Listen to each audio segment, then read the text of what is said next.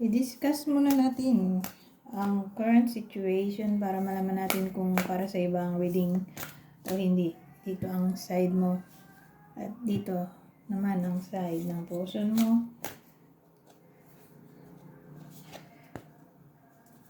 Twin flame ah.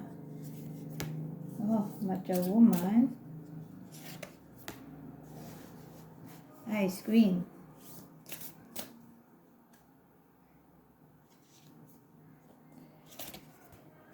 Communication. Children. Fun times. Ayan.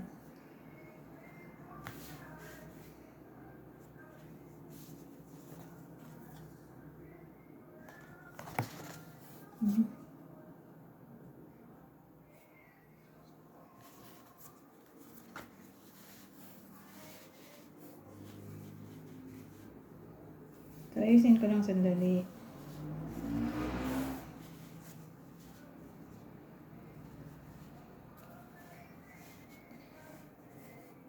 Kaya malayo na. So, yan. Current situation sa side mo. Feeling mo, twin flame mo itong person mo.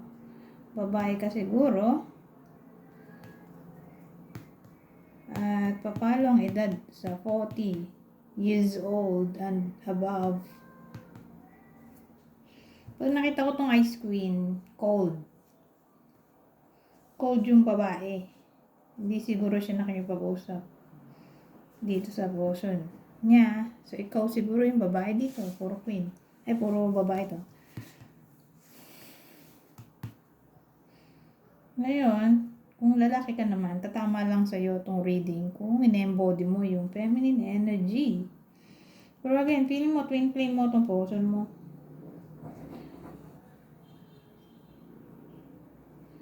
Communication. Children, fun times. Ano nangyari sa mga to? Ba't di ka nakikipag-usap? Pero gusto niya makipag-usap, communication to. O siguro gusto niya makausap tong mga anak ninyo. May anak siguro kayo. O gusto niya makipag-usap alang-alang sa mga anak ninyo. Gusto niya magsaya kasama ang mga anak ninyo.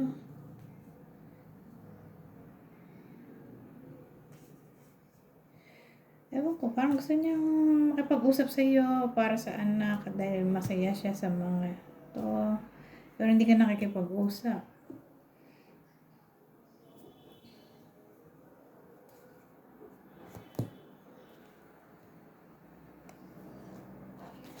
So, alamin natin ang bang reason bakit hindi ka nakikipag-usap.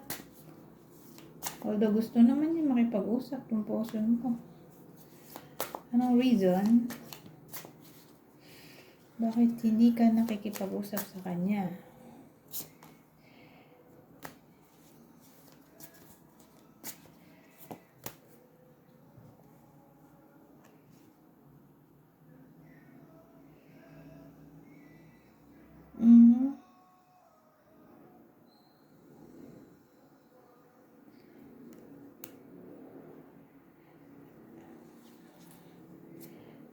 Ang dating, busit ka siguro sa kanya kasi wala siyang work o hindi siya nagsusustento.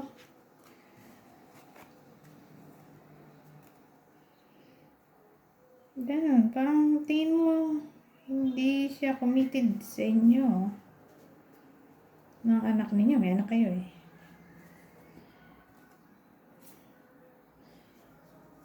Hindi siya dedicated na maging good provider sa mga anak ninyo. Although gusto niya kasama siguro, pero hindi naman siya nagwo-work. Ano yan? O sabihin natin may work, pero wala siyang ginagawang way para tumaas ang sweldo niya.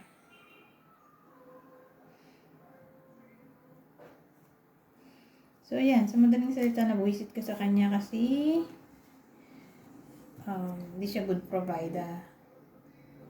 good provider.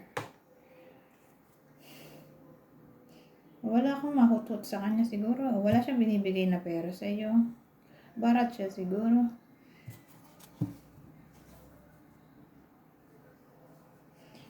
So yan, parang ang dating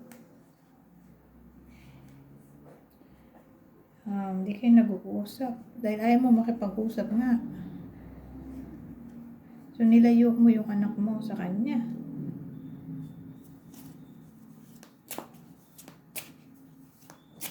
Pero tingnan natin kung ano ba to. Kung ito lang. At hindi natin to sasama to. Ito lang. Baka maiba pa yan. Ano ba tong communication?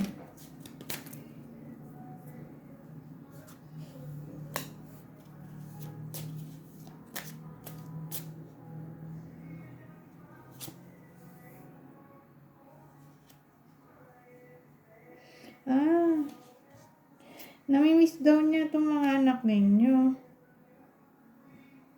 Gusto niya makasama. O namimiss ka niya. Pero more like, yung laman ng communication na gusto niyang sabihin sa iyo ay tungkol nga talaga sa mga anak. Miss niya na. Gusto niyang bigyan ng gifts o makasama. Gusto niya na nga umuwi sa iyo. O umuwi ka sa kanya. Kaya lang ang problema, wala naman din siyang balak magbago. So, yung kinainisan mo sa kanya, ayaw naman niya ayusin. Ayaw niya magbago, wala siyang effort ng kahit ano. Kaya yun.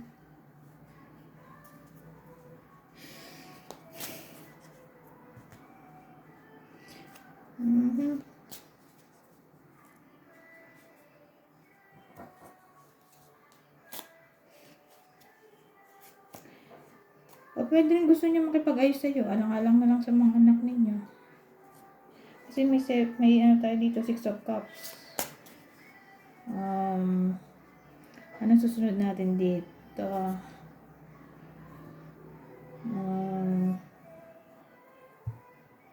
No contact to, diba?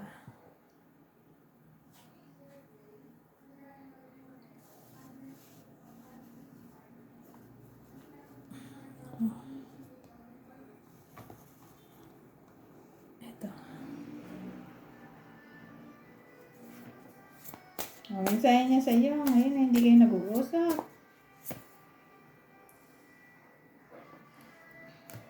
So, sabi, regret, I wish this never happened. Neglected, I failed to give you what you need. Ego, I let my pride get in the way of our connection. So, ito nga daw, regret, I wish this never happened. Nagsisisi siya sa mga nangyari na sana hindi daw nangyari ngayon na hindi kayo nag-uusap o nilayo mo yung anak nyo sa kanya. Neglected, either feeling niya nile-neglect mo siya o feeling niya aware siya sa sarili niya na neglect niya ang mga pangangailangan mo at ng mga anak ninyo. Kasi sabi, I failed to give you what you need. So, aware siya na hindi niya nabigay yung mga pangangailangan nyo. Ego, I let my pride get in the way of our connection. So, eto, egotistic daw siya. O, egotistical. Hinayaan daw niya ng pride ay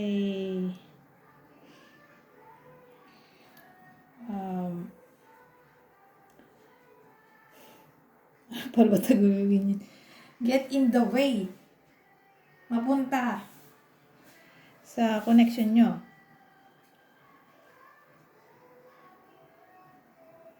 O maging sagabal sa connection nyo.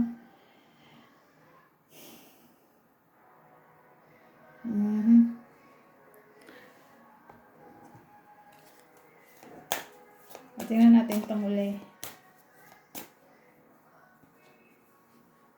Caution. Find out more information. Don't overwork yourself. Distance. You and your partner may be physically or emotionally distant. Yes. Luck is on your side. Caution. Ano to? Find out more information. Don't overwork yourself. So, bukod sa huwag mo na pagurin masyadong sarili mo, ano kaya itong find out more information? May kailangan kang investigahan. Tungkol saan to? Oh, Knight of Cups, romance. Tungkol sa romance, my God. Teka, tingnan natin na.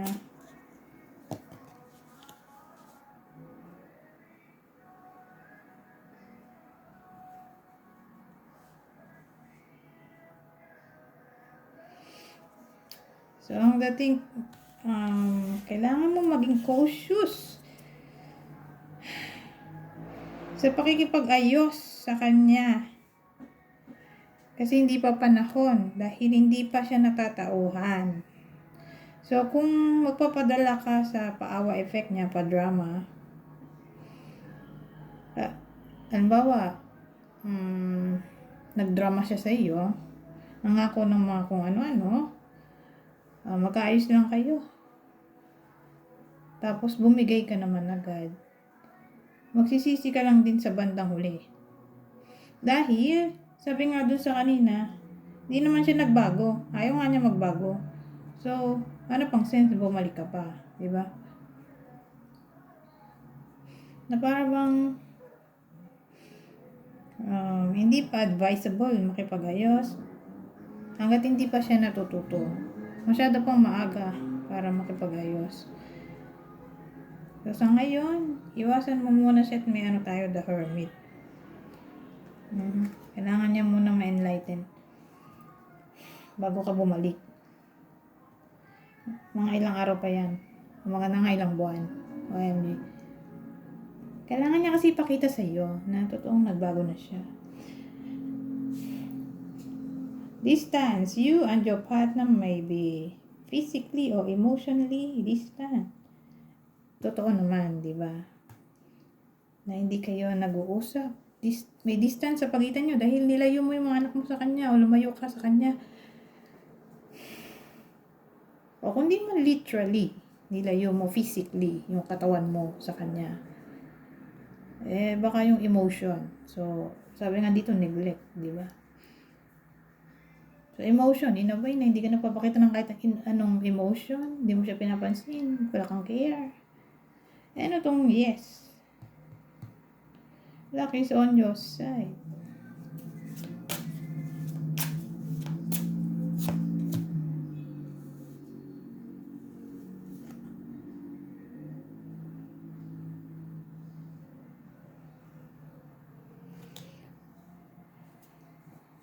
Ito na lang.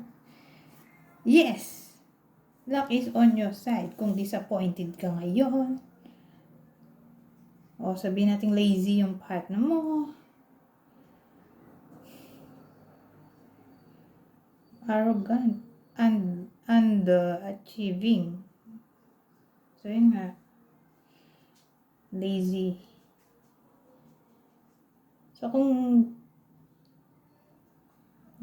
ganito yung situation mo, di ba? Literal na ganyan.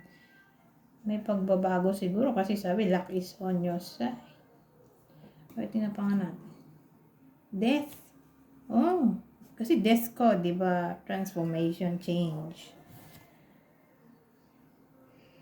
Oh, ito nga, big changes. Transformation, transition, endings, letting go, release, starting anew. So, change.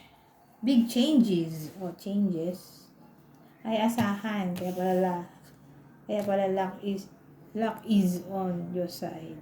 Kasi may pagbabago na maaaring mangyari. Okay? Mawawala ng disappointment mo dyan sa person mo. Kung sabihin natin lazy siya,